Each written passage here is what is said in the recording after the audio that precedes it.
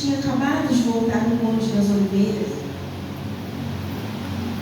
Acredito eu, aqui especulando, que Jesus voltou, sempre que voltava ao Monte das Oliveiras, ele estava orando. Então acredito eu que ele estava orando, jejuando, falando com Deus Pai. Naquela ocasião, Jesus, após amanhecer, eles estavam voltando para o templo. Voltando para o templo, já estavam ali pessoas o esperando. Pessoas se reuniram, se aproximaram dele, a fim de ouvir a sua palavra, ouvir os ensinamentos de Jesus.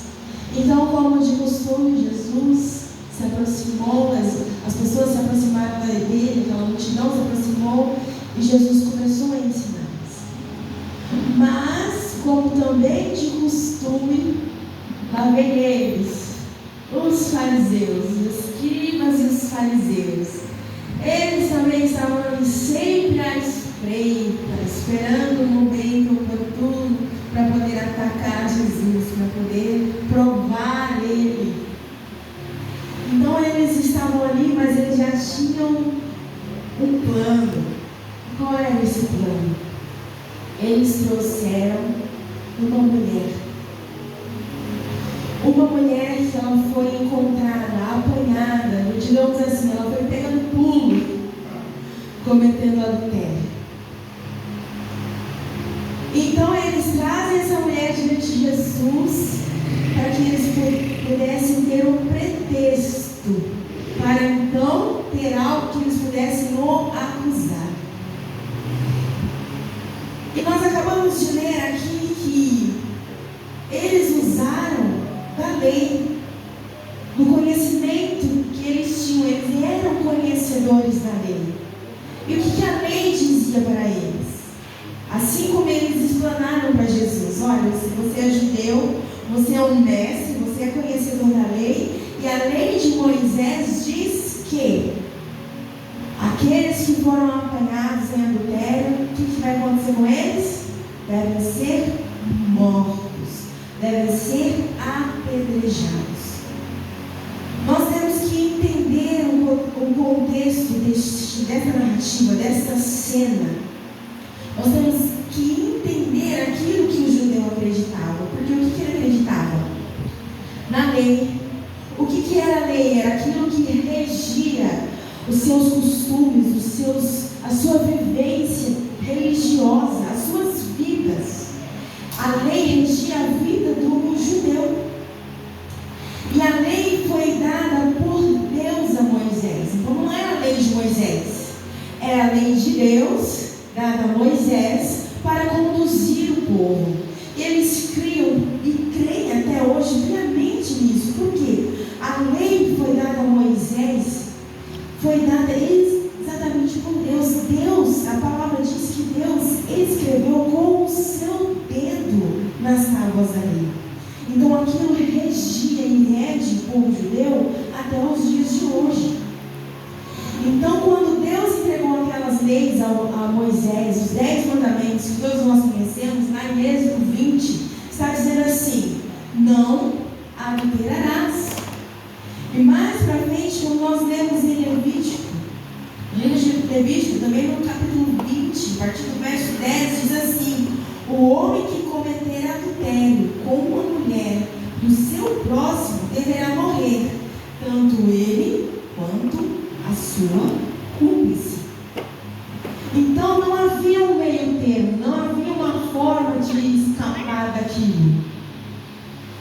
Quem pecou vai morrer. Quem foi pego em adultério já tem a sua condenação decretada. Se você pecou, você vai morrer. É isso que diz a lei. É isso que eles acreditam. Porém, diante de todo aquele tumulto que foi causado por aqueles fariseus, aqueles escribas, aquela multidão já se aglomerou furiosa, cada um foi pegando a sua pedrinha na mão. A gente pensa assim: pegou uma pedrinha. Não é uma pedrinha. Quem aqui já levou uma pedrada?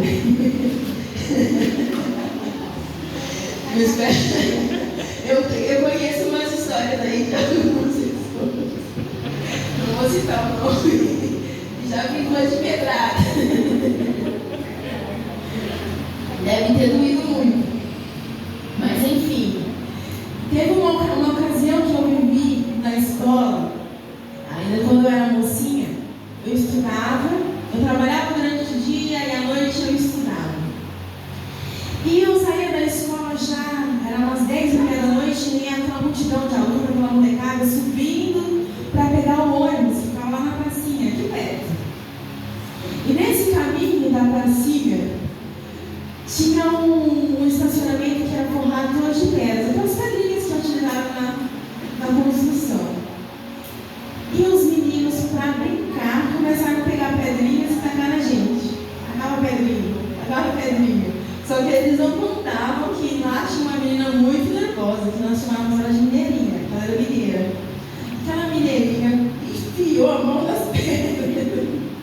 E ela virou, mas deu umas pedradas naqueles meninos, que eu acho que eles aprenderam a lição. Mas nós estamos falando aqui de algo mais substancial, que eu acredito que não eram pedrinhas, eram pedronas.